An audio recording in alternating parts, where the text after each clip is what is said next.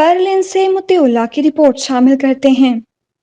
جرمنی سمیت یورپ بھر میں عید الفطر کی نماز کے اوقات کار کا اعلان 3 دن پہلے کیا گیا، جبکہ چند ایک مساجد میں عید کی تین جماعتیں کروائی گئیں۔ کووڈ وبا کے بعد غیر معمولی رش کی وجہ سے مساجد کو مجبوراً متعدد جماعتیں کروانی پڑیں تاکہ لوگ عید الفطر کی نماز ادا کر سکیں۔ عید الفطر کے پرمسرت موقع پر پاکستانی کمیونٹی کی مساجد میں کافی رش دیکھنے میں آیا، جبکہ پاکستانی سفیر نے اپنے دیگر احباب کے ساتھ عید الفطر کی نماز سفارت خانے کی مسجد میں ادا کی۔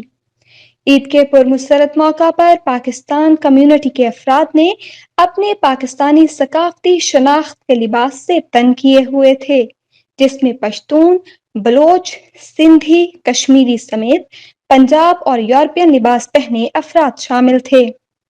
جبکہ عید الفطر کی نماز کے بعد لوگ رنگ و نسل، مذہبی نفرتوں سے پاک ایک دوسرے سے گلے ملتے رہے، جبکہ مختلف عرب ممالک کے لوگ رمضان کے مہینے کے اختتام پر افسوس کرتے رہے۔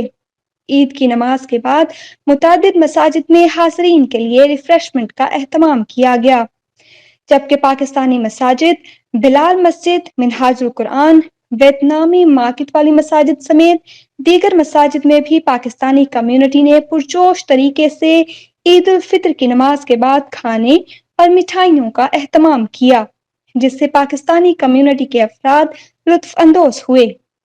علاوہ ازیں جرمنی سمیت یورپ بھر میں پیر 2 مئی 2022 کو عید الفطر شاندار طریقے سے منائی گئی۔